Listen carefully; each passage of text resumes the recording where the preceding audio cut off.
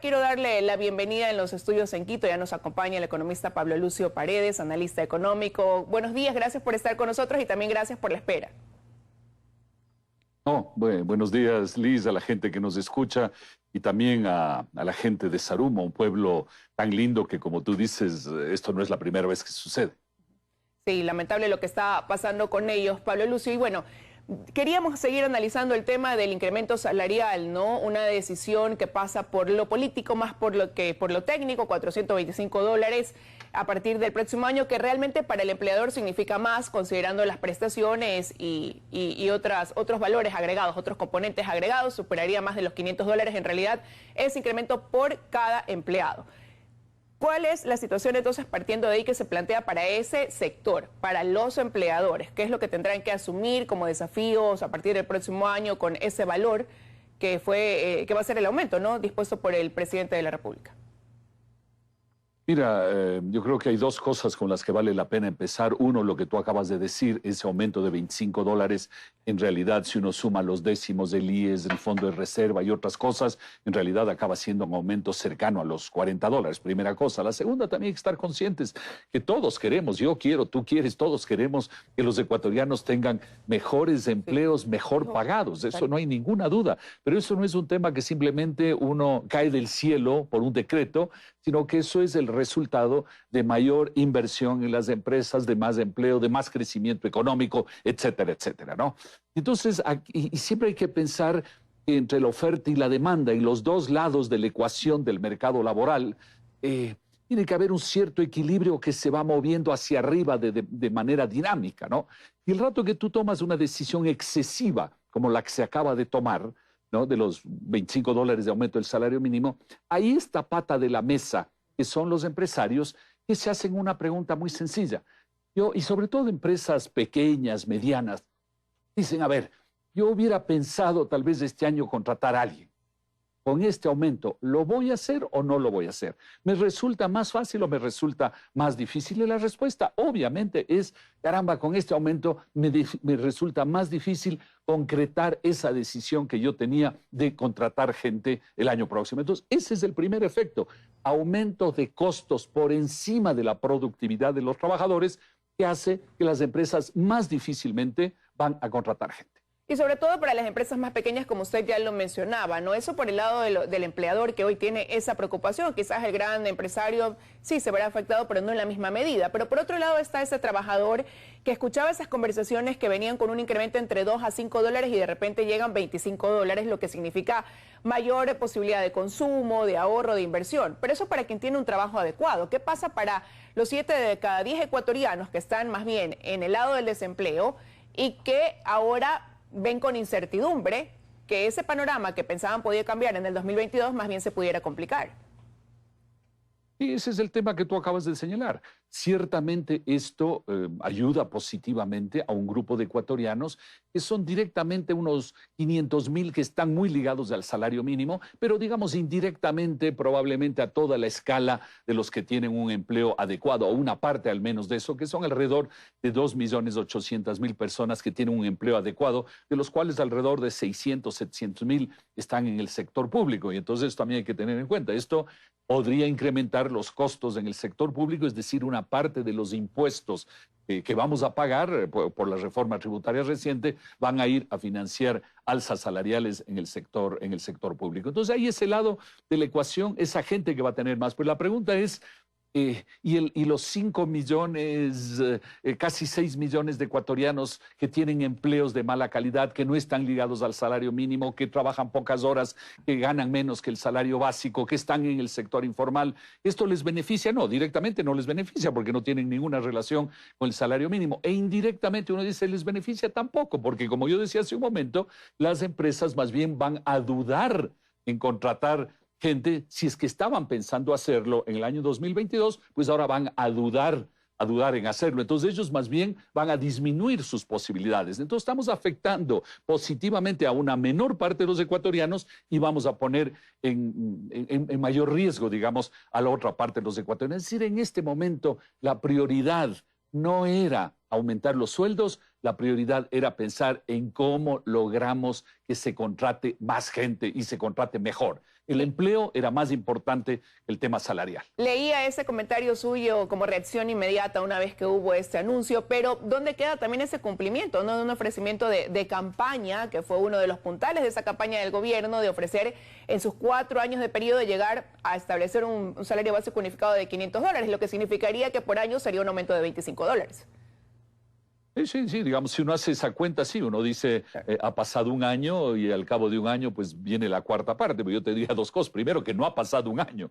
Recién el gobierno tiene más 6 meses que un año, es decir, ha pasado un octavo del periodo, entonces se pudo haber calculado también el octavo del periodo. Segundo, yo creo que nadie dijo que había que cumplir los $100 desde enero del año 2022. Pudo haber sido un proceso en fases. Un proceso más razonable, teniendo en cuenta que el resto de cosas que se tienen que hacer en el país deberían mejorar la economía en los próximos años y en consecuencia permitir que eso se haga de manera más fuerte, digamos, en los próximos años, si es que había que cumplir con ese ofrecimiento de campaña. Entonces me parece que incluso políticamente se lo pudo haber hecho de otra manera. Ahora, como vía sostenible, obviamente se apunta a la inversión, a la producción. En el primer campo, pues el gobierno ha dicho que cierra sobrepasando la expectativa que tenía de recaudación en materia de inversión en este 2021, con gran proyección para el 2022. Hubo un foro hace un mes atrás donde hubo, pues incluso también se mostró al Ecuador con todo su portafolio de ofrecimiento para invertir. Pero ¿qué pasa en materia de productividad cuando tenemos un país que sigue estando en desventaja en materia competitiva en relación incluso a sus vecinos de la región? Mira, el tema de la competitividad es muy importante porque, como decíamos hace un momento, esto afecta a las pequeñas y las medianas empresas, pero también afecta a las empresas que compiten con el exterior.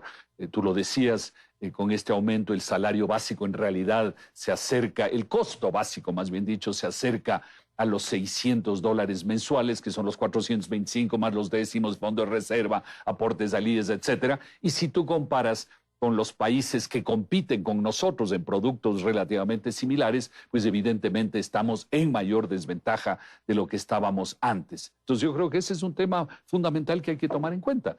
Y la palabra fundamental que tú acabas de señalar es la frase clave. Para que puedan aumentar de manera sostenida los salarios en el país, el tema es la productividad, es decir, poder producir más y mejor.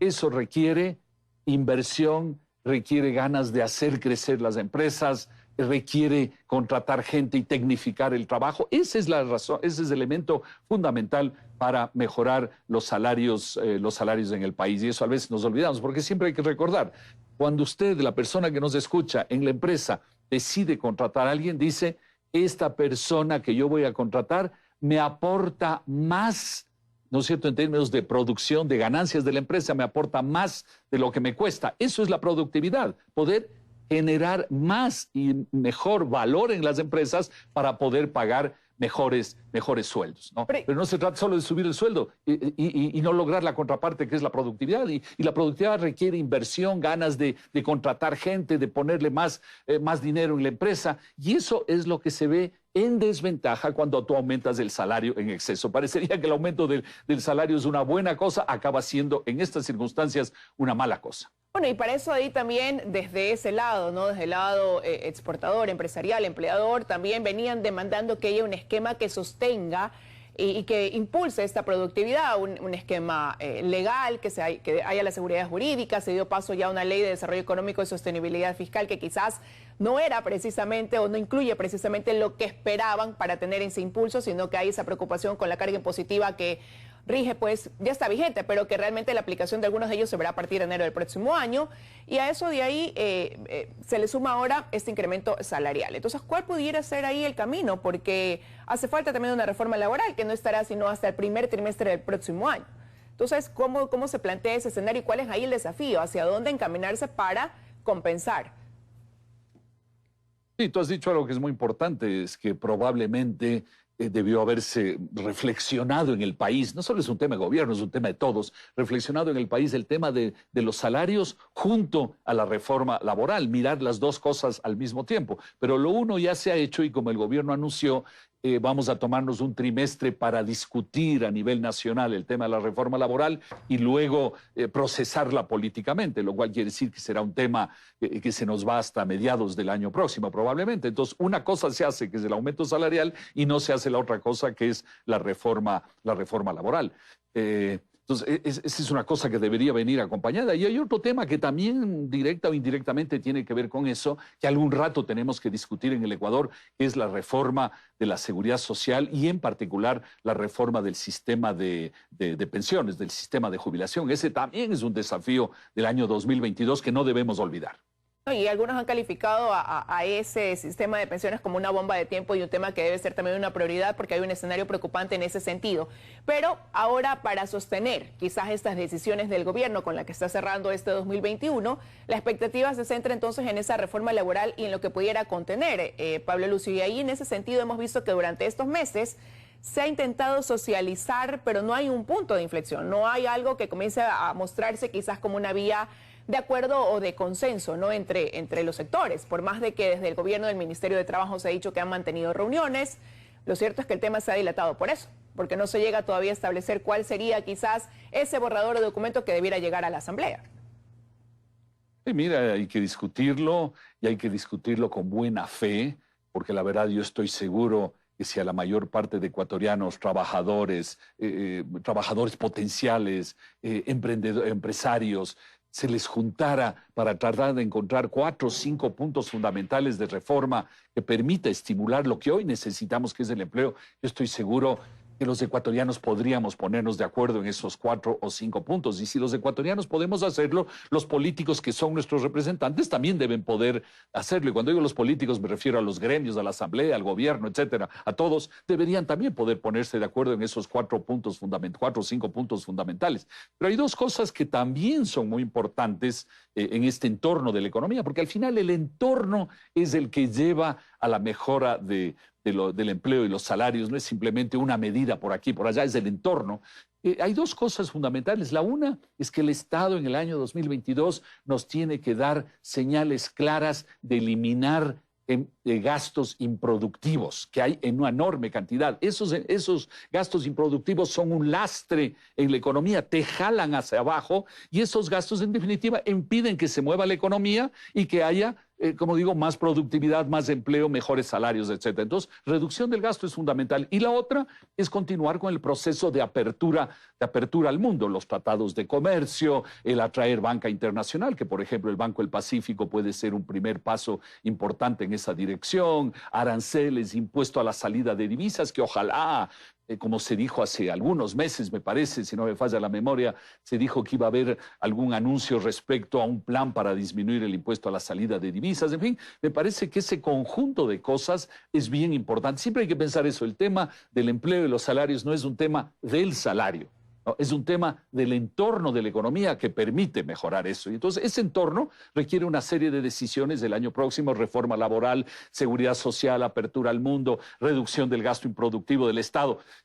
Espero que después de la reforma tributaria y este tema salarial, esos otros temas sí avancen en el 2022. Los desafíos para el próximo año que se convierten en urgencias para este país. Quiero agradecerle, Pablo Lucio, que nos haya acompañado esta mañana en los desayunos de 24 horas. Y un abrazo a todos por este fin de año, por el año 2022, que todo vaya para lo mejor para todos los ecuatorianos. Un gran abrazo a todos, a ti un abrazo especial, Liz. Que así sea, un abrazo también para usted. Nos vamos a una pausa. Al volver estará con nosotros Juan Carlos Rueda, general de la Policía Nacional en Servicio Pasivo, con quien vamos a analizar el caso de los narcogenerales. Ya volvemos.